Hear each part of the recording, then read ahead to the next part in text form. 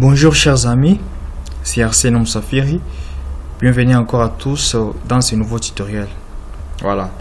Dans le cadre de notre cours sur l'initiation au langage de programmation Java, nous allons aujourd'hui présenter la troisième partie de notre cours qui parle de la syntaxe du langage Java. Voilà. Alors sans plus tarder, nous allons commencer. Ça c'est la troisième partie. Alors on va commencer tout de suite. Alors qu'est-ce qu'il faut faire pour vérifier d'abord la syntaxe? Donc d'abord parlant de la syntaxe, nous faisons également allusion à la structure d'un programme Java. Donc il faut juste lancer NetBeans d'abord. Nous allons lancer notre environnement de développement intégré NetBeans que j'ai installé. Là j'ai installé ensemble dans la deuxième partie. La deuxième partie on l'avait installé. Voilà. Je vais déjà les lancer. Maintenant il faut faire quoi? Il faut créer un programme. Donc pour créer un programme avec le langage Java sur NetBeans, il faut juste soit qu'on clique ici sur, vous voyez l'icône ici, New Project, ou bien soit on peut cliquer sur File, l'onglet File, et directement on clique ici sur New Project. Donc c'est à vous de voir ce que vous allez faire. Alors moi je vais cliquer ici New Project sur l'icône là-bas, l'icône, voilà. Directement en cliquant là-bas, nous avons cette fenêtre qui s'ouvre. On choisit Java Application. Ici il faut nommer.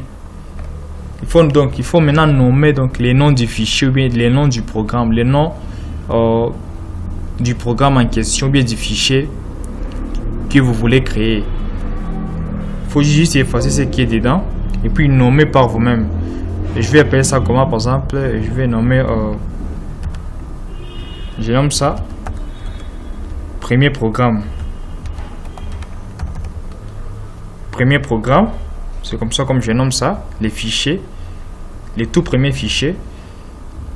Et après avoir nommé, il faut juste continuer. Pour continuer, il faut cliquer sur Finish ici. Je patiente un peu. Je suis en train de créer les fichiers, bien les programmes. Et voilà que je viens maintenant de créer les programmes en question. Je ferme la fenêtre ici, voilà. Le programme est là. Vous voyez. Maintenant, ça se passe comment ici? Et une fois que j'ai nommé directement, disons, les fichiers premier programme, une fois que je vais d'ouvrir, disons, les fichiers que je viens de créer, directement, vous voyez ici les noms. On écrit quoi? Premier programme. Donc, c'est les noms que j'ai surnommé ces programmes ici. Ou bien les fichiers. Alors, chaque programme, disons, en Java, commence toujours par l'instruction public static void main string args.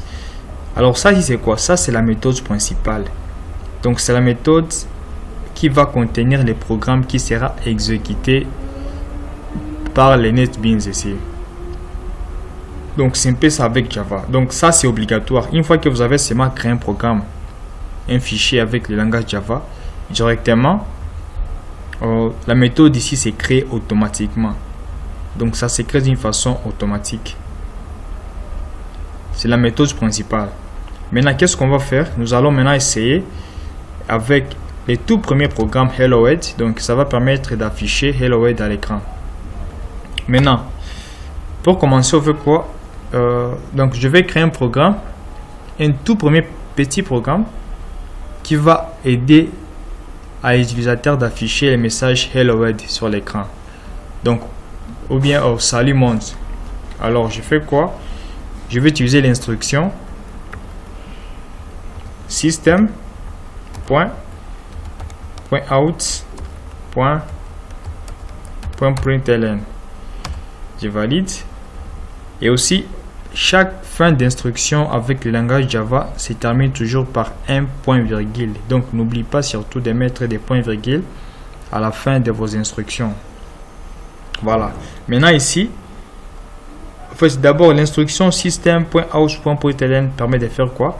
En Java, ça permet d'afficher un message ou bien d'écrire un message à l'écran. C'est l'instruction qui permet d'afficher un message à l'écran. Maintenant là-dedans, je vais écrire quoi? Je vais mettre par exemple, je mets Hello World. Bonjour monde. Bonjour monde. Vous voyez? Maintenant pour exécuter ça, on va faire quoi? Soit, il y a plusieurs possibilités. Soit avec votre souris, donc le bouton droit de votre souris, vous cliquez à un endroit vide. Puis vous cliquez ici sur Run File. Vous voyez? Je clique là-bas sur Run File. Ici on me dit premier programme Run. Donc je patiente un peu. Ça va afficher le message Hello World. Vous voyez? Ici ça écrit quoi? Hello World. Puis ça met Build Successfully. Donc l'exécution s'est très bien passée. Tout comme si vous voulez également exécuter toujours avec Java sous NetBeans, il faut juste cliquer sur l'onglet Run. Vous voyez ici au-dessus, l'onglet Run. Vous cliquez là-bas. Puis vous descendez sur Run File. Vous cliquez là-bas. Directement, on écrit ici Hello World. C'est le message que j'ai mis ici. Je vais essayer un peu d'échanger pour voir ce que ça va donner, pour que vous puissiez comprendre un peu. Par exemple, je mets bonjour. J'écris là-bas bonjour.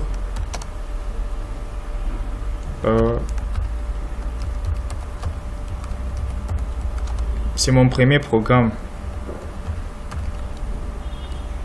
Puis j'enregistre.